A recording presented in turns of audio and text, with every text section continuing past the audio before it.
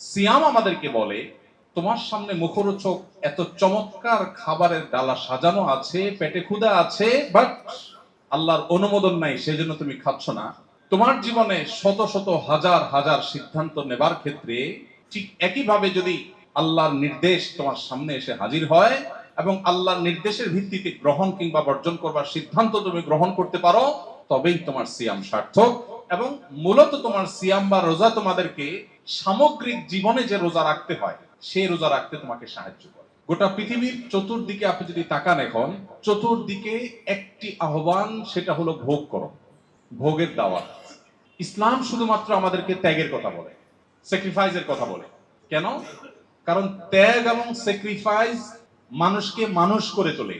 ভোগ এটা পশু পাখিও পারে, এটার জন্য কোনো যোগ্যতার প্রয়োজন হয় না, সবাই ভোগ করতে পারে। ত্যাগ সবাই করতে পারে না। সিয়ামের মধ্যে দেখুন আপনি, আল্লাহ তাআলা আমাদেরকে তিনটা জিনিস ত্যাগ করতে বলছে: পান, আহার, যৌনতা। গোটা পৃথিবীতে যত অপরাধ হয়, এই অপরাধগুলো বেসিক্যালি মানুষ পুণ্যবৃত্তি কিংবা যৌনবৃত্তির কারণে করে। আর এই দুইটাকে কন্ট্রোল করার ট্রেনিং আল্লাহ দিচ্ছেন সিয়ামের মাধ্যমে। আমরা সিয়ামের মাধ্যমে বিরত থাকার প্রশিক্ষণ নিচ্ছি। কেন নিচ্ছি? কারণ আমার জীবনে প্রতিদিন সাবকনশিয়াস মাইন্ডে, অবচেতন মনে আমি শত শত ডিসিশন মেক করতে হয়, শত শত সিদ্ধান্ত নিতে হয়। আপনি ঘুম থেকে উঠলেন, দোয়া পড়বেন কি পড়বেন না, সিদ্ধান্তের ব্যাপার। আপনি ওয়াশরুমে যাবেন, ডান পা দিবেন না বাম পা দিবেন, ডিসিশনের ব্যাপার। আপনি ফজরের আজানের পর মসজিদে যাবেন না শুয়ে থাকবেন, সিদ্ধান্তের ব্যাপার।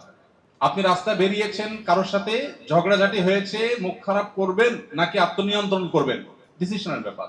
আপনি সোশ্যাল মিডিয়া স্ক্রল করছেন, একটা পোস্ট এসেছে আপনার চোখের সামনে, এটা ক্লিক করে ভিডিওটা দেখবেন নাকি প্লে করবেন না, সিদ্ধান্তের ব্যাপার। রিয়্যাক্ট করবেন, তো অনেকগুলো অপশন আছে, কোন রিয়্যাক্ট করবেন, সিদ্ধান্তের ব্যাপার। কমেন্ট করবেন কি করবেন না, করলে কোন কমেন্ট করবেন, সিদ্ধান্তের ব্যাপার। আপনার স্ত্রীর সাথে আপনার কোনো বিষয় নিয়ে একটু বাদানুবাদ হয়েছে, আপনি কি সীমা ক্রস করবেন কি করবেন না, সিদ্ধান্তের ব্যাপার। প্রতিদিনই আমরা যত সিদ্ধান্ত নেই, এগুলো নোট করা হলে দিন শেষে হয়তো দেখা যাবে প্রতিদিন শত শত সিদ্ধান্ত আমরা নিয়ে থাকি। এগুলো অবচেতন মনে, হয়তো প্ল্যান মাফিক না। সিয়াম আমাদের জীবনে সেই সিদ্ধান্ত গ্রহণ করার ক্ষেত্রে গুরুত্বপূর্ণ ভূমিকা রাখতে সাহায্য করে। কিভাবে? এখন আর আধা ঘন্টা পরেই আমরা ইফতারের জন্য প্রস্তুতি নিব, ইফতার করবো ইনশাআল্লাহ। সবাই এখন ক্ষুধার্ত প্রায়। ইফতারের রকমারি পসরা সাজিয়ে আমরা যখন বসি, একদিকে পেটে প্রচন্ড ক্ষুধা, অপরদিকে মুখরোচক সব খাবার আমাদের সামনে আছে, আমরা চাইলেই খেতে পারি, কিন্তু আমরা অপেক্ষা করি আজানের। কেন অপেক্ষা করি? খাবারও আছে, ডিমান্ডও আছে, বাট আমি খাচ্ছি না। কেন খাচ্ছি না? আল্লাহ রাব্বুল আলামিনের এখনো খাবারের পারমিশন হয়নি। এই যে ডিসিশন মেক করছি আমি, যে আমি এখন খাবো না, আমি সূর্য ডোবার পরে খাবো, কারণ আল্লাহ বলেছেন আতিম্মুস সিয়ামা ইলাল লাইল, সিয়ামে কন্টিনিউ করো, রোজা কন্টিনিউ করো সূর্য ডোবা পর্যন্ত। এই যে আমি কন্টিনিউ করব সূর্য ডোবা পর্যন্ত, এটা আল্লাহ নির্দেশের ফলে। সিয়াম আমাদেরকে বলে তোমার সামনে মুখরোচক এত চমৎকার খাবারের ডালা সাজানো আছে, পেটে ক্ষুধা আছে, বাট আল্লাহর অনুমোদন নাই, সেজন্য তুমি খাচ্ছ না। তোমার জীবনে শত শত হাজার হাজার সিদ্ধান্ত নেবার ক্ষেত্রে ঠিক একইভাবে যদি আল্লাহর নির্দেশ তোমার সামনে এসে হাজির হয় এবং আল্লাহর নির্দেশের ভিত্তিতে গ্রহণ কিংবা বর্জন করবার সিদ্ধান্ত তুমি গ্রহণ করতে পারো, তবেই তোমার সিয়াম সার্থক। এবং মূলত তোমার সিয়াম বা রোজা তোমাদেরকে সামগ্রিক জীবনে যে রোজা রাখতে হয় সেই রোজা রাখতে তোমাকে সাহায্য করে। কারণ রোজা যদি তাকে তার সামগ্রিক জীবনের সিদ্ধান্তকে নিয়ন্ত্রণ করতে শিখায়, ইফতার এর ওয়াক্ত হওয়ার আগ পর্যন্ত যেরকম সংযমী থাকেন তিনি, আমার সামনে ঘুষ নেওয়ার সুযোগ আছে, এদিকে আমার টাকার দরকারও আছে, কিন্তু আল্লাহর অনুমোদন নাই, আমি বিরত থাকলাম। এই বার্তা যদি নিতে পারি, এই এক্সারসাইজে যদি আমি আনতে পারি নিজেকে, তাহলে সে হলো সফল রোজাদার, সে হলো সার্থক সিয়াম পালনকারী। আর যার সিয়াম তার সামগ্রিক জীবনে কোনো পরিবর্তন আনলো না, তার জীবনে কোনো সিদ্ধান্তের মধ্যে কোনো হেরফের হলো না, সে শুধু সাহারি খেলো আর ইফতার করলো, তারাবি পড়লো আর রোজা রাখলো, কোরআন এবং হাদিস বলছে এই সিয়াম সেই সিয়াম নয় যে সিয়াম আপনাকে জান্নাত পর্যন্ত নিয়ে যাবে, যেটা আপনার জীবনকে, আমাদের জীবনকে সার্থক করবে।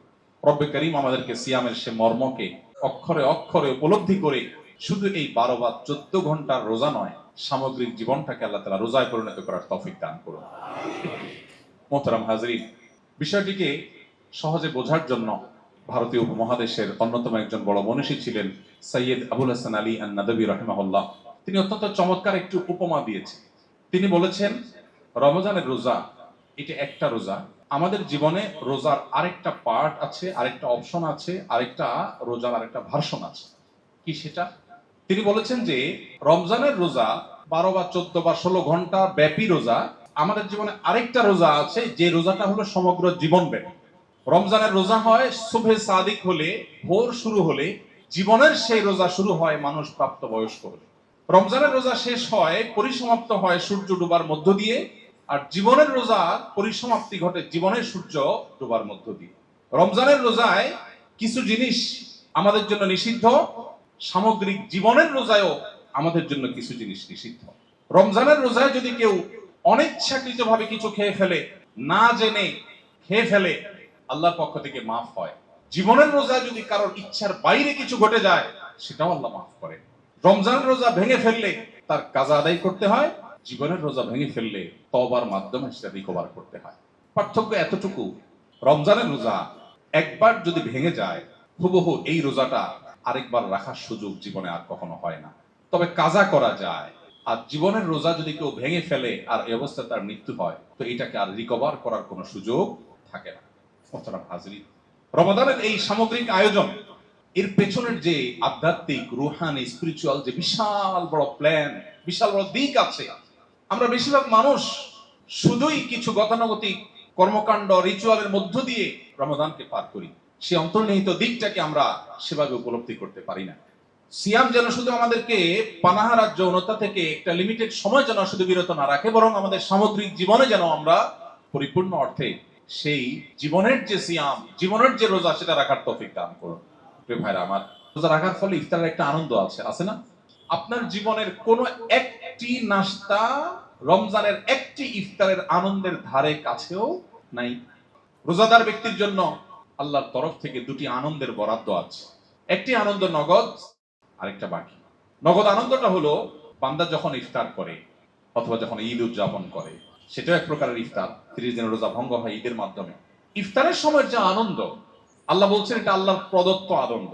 পৃথিবীর অন্য কোন নাস্তা, যেখানে হয়তো 100 আইটেমের বুফে আপনি নাস্তা করতে পারেন, কিন্তু মাত্র একটু ছোলা মুড়ি, একটু খেজুর আর শরবত নিয়ে বসে ইফতার করার মুহূর্তের যে আনন্দ, আল্লাহর শপথ করে বলছি, এই আনন্দের সাথে ওই আনন্দ আপনি তুলনা করলে আপনি কখনো মেলাতে পারবেন না যে এর সাথে এটা কোনোভাবে তুলনাযোগ্য।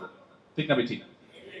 এবং এই যে আমরা খাবারের চাহিদা আছে, খাবার আছে, খাচ্ছি না, বসে থাকছি, এই যে একটা টানাপোড়েন, এই যে একটা আত্মনিয়ন্ত্রণ, এই যে একটা সংযমের ট্রেনিং এবং প্রশিক্ষণ, এটার মধ্যে যে অবর্ণনীয় একটা প্রেম, একটা ভালোবাসা আল্লাহর সাথে, আল্লাহর নির্দেশকে সর্বোচ্চ সম্মান দেওয়ার, এর মধ্যে যে একটা উপভোগ্য দৃশ্যের অবতারণা মনোজগতে হয়, এটাকে পৃথিবীর কোনো কিছুর সাথে তুলনা করা যাবে না। আস-সুন্নাহ ফাউন্ডেশন, উম্মার স্বার্থে সুন্নাহর সাথে।